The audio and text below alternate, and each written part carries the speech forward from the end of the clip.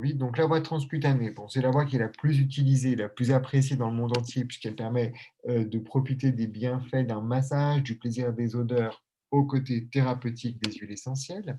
Je vous rappelle que les huiles essentielles traversent les 3 couches de la peau et qu'elles vont aller dans le sang et qui dit donc qu'elles vont dans le sang, qu'elles vont circuler ensuite dans tout l'organisme, que les huiles essentielles passent la barrière placentaire et qu'elles passent la barrière hémato-encéphalique.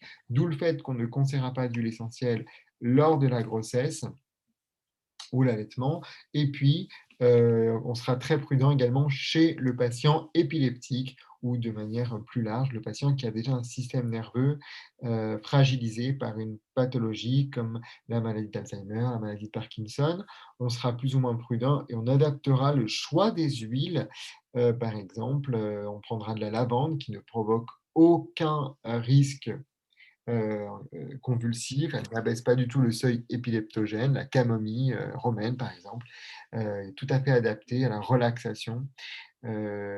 Donc, où est-ce qu'on applique les huiles essentielles lorsqu'on veut faire un usage cutané? Eh bien, au niveau des poignets, ça reste le site d'absorption privilégié puisque les poignets, en tout cas au niveau de la face interne, ici, on a une peau qui est très fine et très vascularisée. Donc, lorsqu'on applique des huiles essentielles à cet endroit-là, eh bien, les huiles essentielles passent très vite à travers la peau.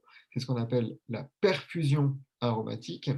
Donc, par exemple, on va placer 3 gouttes sur un poignet. On va frotter les poignets l'un contre l'autre de manière à faire passer l'huile à travers la peau, qui va aller dans le sang, qui va donc agir partout dans l'organisme.